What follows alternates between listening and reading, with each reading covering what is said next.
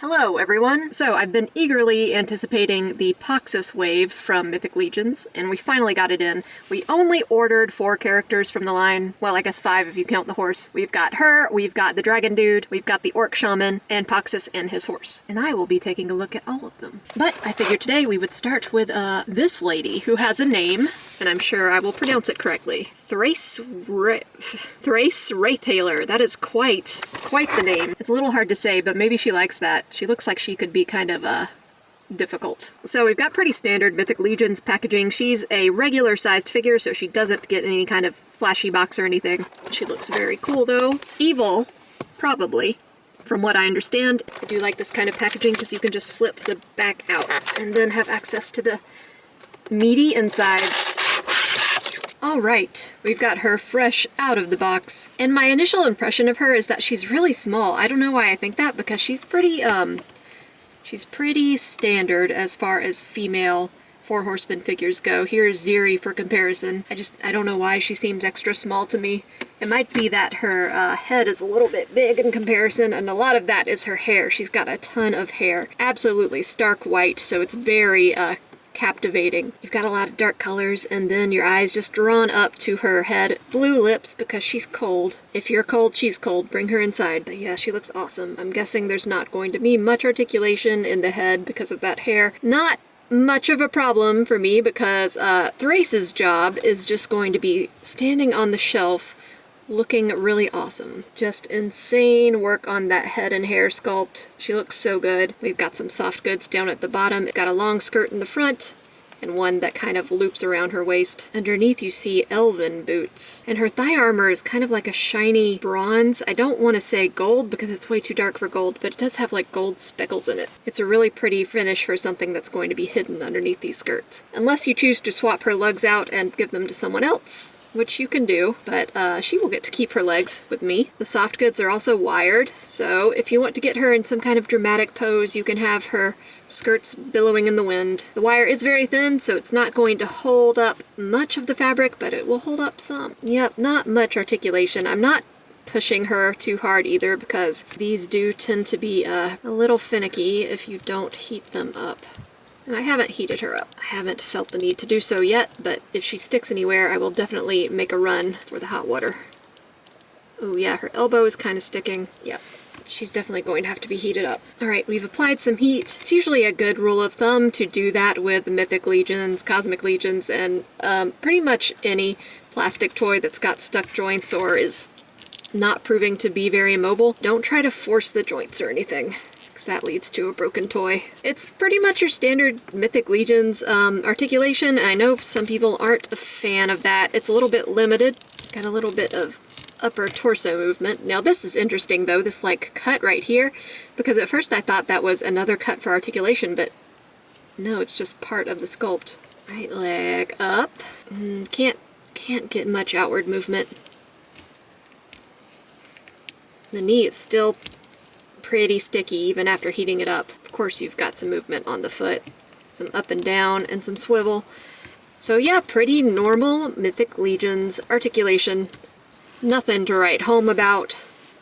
She does, however, look super cool, and she stands up well on her own, and that's really nice. So, just a brief update. During the video, I only moved one knee while I was looking at articulation. After I was done filming, we went to move the other knee, and it immediately snapped without much pressure being applied. It's blue tacked in there right now. The peg of that joint was hollow, so obviously a manufacturing defect. We got in touch with customer service, and they said they would send a replacement, so no big deal there, not very worried about it, but that will be something you probably want to watch out for. I just didn't want to post the video without that update for the sake of transparency. So with her, you'll get another head sculpt. It's basically the same face, the same expression. I think I would have liked a different expression, except this one, the hair is different. So her hair is kind of bundled in the front instead of in the front and the back. And that would probably be an improvement on articulation. I don't know how much, but maybe. Yeah, we get a little bit more movement out of her with this head sculpt because we don't have that big swath of hair in the back, limiting movement back there. She's still kind of confined by the locks here, but not nearly as much. This head is also probably good for her cloak. She gets a cloak. It's very shiny. So with this head, you won't have to like shove an additional bunch of hair underneath that. We'll put that on in a moment. She also gets pauldrons because every Mythic Legion gets pauldrons. They love their pauldrons. At first I thought it was funny, but now I'm a little concerned. So there are holes in the back, you just peg those in. Get a cool extra armored look for her. I'm going to leave them off for now because I want to put that cloak on. She'll get extra hands. You've got some holding things hands, which is good because she comes with a staff I'll show in a moment, and some magic using hands. She already comes with holding things hands, but they are on a different axis. This one goes side to side, this one goes up and down. She has this very cool staff. I always like the Mythic Legion's weapons. They're really awesome. Blue marble on the top. That also comes off. And of course, the coolest of her accessories, IMO, these wraiths that she can summon. So there's a snake wraith. You can see its little snaky head, and a skeleton wraith. So this cloak is sewn in the front. I thought that it would have a clasp, but it does not. It's just sewn completely shut. So we're going to have to remove her head. So this cloak is made of a really beautiful, shiny, satiny kind of material. It's got some pretty heavy-duty wiring on it, so you can get it in all sorts of dynamic arrangements. It's got a hood. She looks so cool. I really love this one. New favorite Mythic Legion. I actually don't know what my favorite Mythic Legion is. I thought that I had figured it out, but I've just totally forgotten, so maybe it's not. Oh yeah, Warrior! How could I forget? I love Warrior. A boar head on a dwarf body, and you cannot go wrong. Warrior is all-time MVP. I'm not taking notes on that.